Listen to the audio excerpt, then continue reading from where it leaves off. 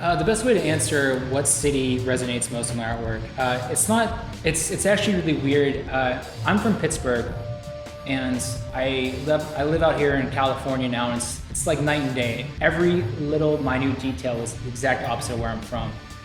And I get homesick sometimes. And so last November, right before Thanksgiving, I had a gallery show at a gallery called Storefront in Detroit.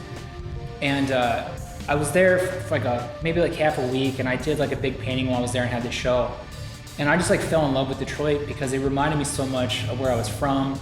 The people there reminded me a lot of my East Coast friends back home. So, it's great to be out here in California because it's helped my career so much. This is the place you need to be personally if you want to be an artist, maybe here in New York. But as far as not being where I'm from and being somewhere else, Detroit was amazing. So about maybe 3-4 years ago, this magazine called Nude approached me.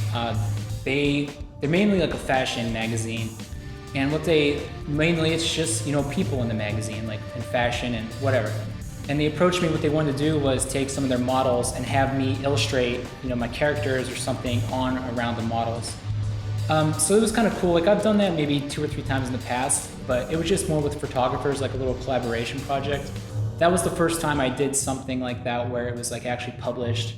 And it was kind of, it was completely different than what I normally do. It was fun, it was unique, a lot of it was me trying to figure out how to obstruct the actual model in the photo without, taking up too much space, that kind of stuff.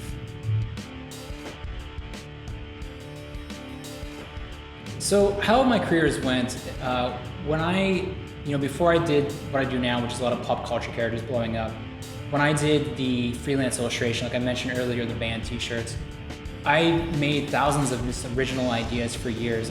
I was drawing the monsters, so I would just, put a monster on every t-shirt, come up with my own ideas.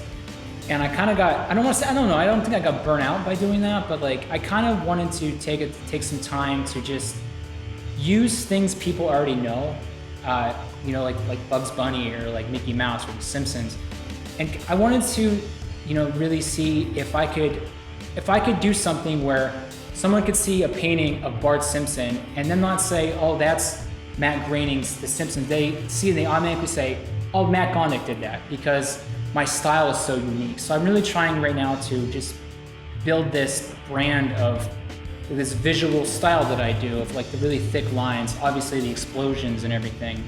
So, long term, I probably will go back to some more original stuff later on, but for right now, I'm just exploring using pop culture. So this year is actually pretty cool.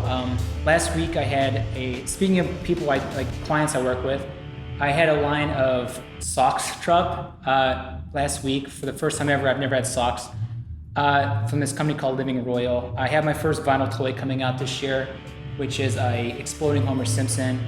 A gallery is going to be releasing some limited edition skateboard decks very shortly. I'm going to do a mural in Pittsburgh in 2 months. I'm going to Las Vegas next week for a thing. So there's just a lot of stuff on the horizon this year. I'm just trying to do as much as I can this year, just stay super busy and really try to get out of my studio and go other places and get my artwork out in front of people. Instagram's great, but if you can have someone actually see it with their own eyes, I think that's way better.